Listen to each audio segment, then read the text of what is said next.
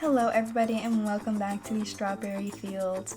I had not realized, but last episode we actually completed Gen 1 of the Love Wreck Legacy. We are basically all done with Miyu. We've maxed the mixology career branch, we've maxed the mixology skill and piano skill, we've had a baby not knowing who the baby daddy was, not once but twice. We've also completed the mixology aspiration, which I kind of did for fun. It's not a requirement for the challenge. So if I were to ever rewrite it, I might add in like that is a requirement. It was fun nonetheless, right? But yeah, so this episode we're just kind of focusing on the teens now, and we're heading off to school with Sota. At school, the gym smelled like old sneakers and determination. Sota jogged onto the football field, a little awkward in his new cleats, but trying to play it cool. Practice had already started, and the team was mid-drill when Malcolm land grab tossed Sota a playful smirk before passing him the ball. They fumbled through a few plays, and Malcolm teased him every time he missed a catch, but not unkindly. It was a weird beginning to something that resembled friendship if you squinted. During lunch, Sota found himself sitting next to Malcolm under the bleachers, sharing chips and a soda. They exchanged complaints about algebra and whispered dumb jokes about their science teacher's terrible wig. It wasn't deep or emotional, but it was nice. Malcolm even asked if Sota wanted to hang out after the next practice, which made Sota nearly choke on his drink. By the end of the day, Sota was tired, sore, and slightly sunburned, but there was a new spring in his step. High school still felt like a chaotic maze of lockers and hormone storms, but at least he had someone to navigate it with. He tossed his bag over his shoulder and left the building with a small grin, already wondering what kind of jokes Malcolm would tell tomorrow, especially about those presentations during career day. Some of them really didn't know what they were talking about. And with the school day ending, Sota decided to head to the gym. He walked in wearing his slightly too big workout shirt and earbuds that immediately fell out as he tried to look like he belonged. He glanced around, rows of treadmills, weight machines that looked like medieval torture devices, and a terrifyingly ripped elderly woman already doing squats with more grace than he had in his entire body. He took deep breaths, picked a treadmill, and began the world's slowest jog. About 5 minutes in, Sota realized gym time moved slower than school time. He tried lifting weights, but underestimated the bar weight, resulting in a dramatic clank and a very red face. But despite the minor disaster, there was something comforting about the rhythm of it all. The neon lights, the hum of machines, and the shared struggle of every other gym goer gave Sota a strange sense of peace. As he walked home, the sweaty, sore, and slightly proud, he realized that maybe the gym wasn't about looking cool, maybe it was just about showing up, messing up, and slowly getting better. The morning sun streamed through the kitchen window as Sota, still in his oversized hoodie, flipped pancakes with an unexpected level of confidence. He'd even set the table, poured orange juice, and called out wake-up reminders like a tiny dad. Miyu stood in the doorway watching her teenage son hum to himself while cooking, and it hit her like a ton of emotional bricks. Her little boy was growing up. She blinked away a tear as he proudly served breakfast, completely unaware of the nostalgia avalanche he'd triggered.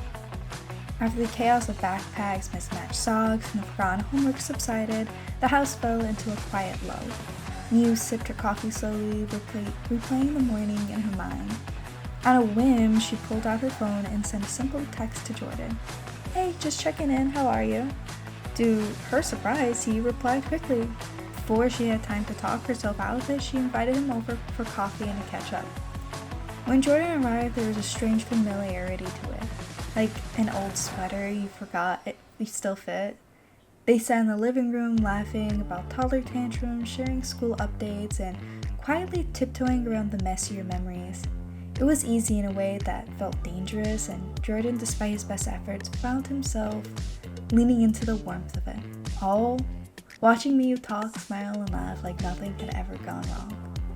And Miyu, completely oblivious to it, wished him a good day, and walked over to Akahito and asked for a date. The bar was brightly lit with lanterns. Miyu arrived first, already sipping something fruity and pink, when Akahito slid onto the stool beside her, with a grin that spelled trouble.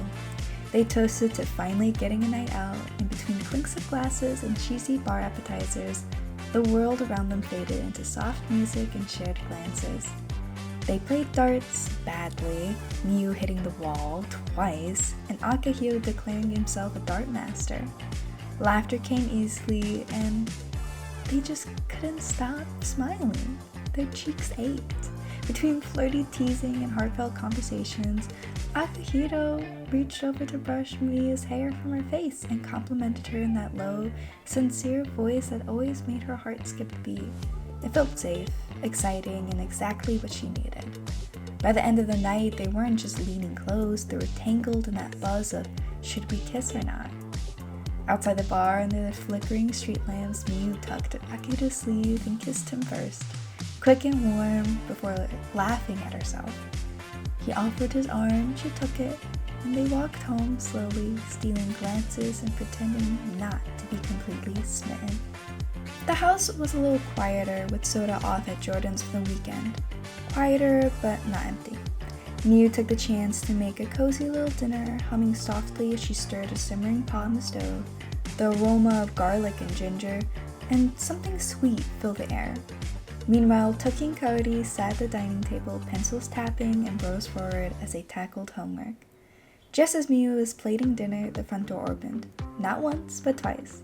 Jordan had stopped by to grab something Sota forgot, and Akahito had come by, bringing Miyu her favorite tea blend. The air shifted awkwardly for a moment, but it quickly went away, with Kaori blurting, "Aki, help us with math!" And it was alright. Soon enough, after eating dinner, the boys left, and Kaori and Toki sat wondering, is this what their life's gonna be like? Forever? Even though it felt strange, it was still the kind of love that they could get used to. But the house buzzed with a low hum of excitement as the twins' last morning as kids began. Cody stood confidently in front of the mirror, belting out pop melodies at full volume, while Toki sat focused on the piano, carefully practicing scales and pausing every few minutes to hum a tune she was trying to compose. Meanwhile, Miyu was in full-on event planner mode. Streamers twisted through doorways, balloons bopped in clusters, and the kitchen table slowly disappeared under piles of cupcakes, chips, and suspicious number of bunny-shaped cookies. She even pulled out the fancy tablecloth, the one reserved for important celebrations, and spur-of-the-moment dance floors. Her eyes sparkled as she placed down the two cakes, one lemon blueberry and the other a strawberry shortcake. As the final touches were set and the guests began trickling in, Miyu stood back and watched her daughters flip between childhood and everything waiting just around the corner. With flowers still dusting her cheek and a party horn tucked behind her ear, she smiled, a little wistful, a lot proud. Today, her little girls were growing up, and there was no better soundtrack than their laughter echoing through the halls. The living room glowed with fairy lights and the shimmer of birthday confetti as Kaori and Toki's teen birthday bash kicked off. Guests piled in one by one. Sota dramatically announced each arrival like a red carpet host. Jordan showed up first, awkward but smiling, holding a gift bag too neatly folded. Akahito came next, already joking with Stephanie and Alana, while Ku and Sarah arrived with homemade dumplings that quickly vanished. Jasmine brought glittery gift bags, and Songki immediately started DJing from his phone, with questionable music choices that somehow got everyone dancing. Laughter filled every corner as games broke out, cake was devoured, and Kaori challenged Stephanie to a karaoke duel. Toki, trying to act composed and teen-like, ended up in a cake frosting war with Sota while Sarah tried to lecture them on table manners mid-laugh. Meanwhile, Miyu floated through the chaos with the mom glow of birthday joy, sneaking extra slices of cake to anyone who looked hungry, tearing up quietly during the candle blowing moment. As the night slowed and candles burned low, the twins stood taller. Teens now, eyes sparkling with the thrill of possibility. Guests hugged goodbye, arms full of leftovers and inside jokes, and as Miyu looked over her full house, warm with memories and cake crumbs, she realized this was one of those golden nights. The kind you hold close long after the balloons deflate. And with that, we are now having the competition, I guess you can say, of who Gen 2 will be. So I gave both the teen girls the music lover trait as Gen 2 do become musicians, and we're gonna see what happens at the end. I hope you guys enjoyed this episode. Remember to stay tuned for next time. Stay safe, stay cozy. Bye!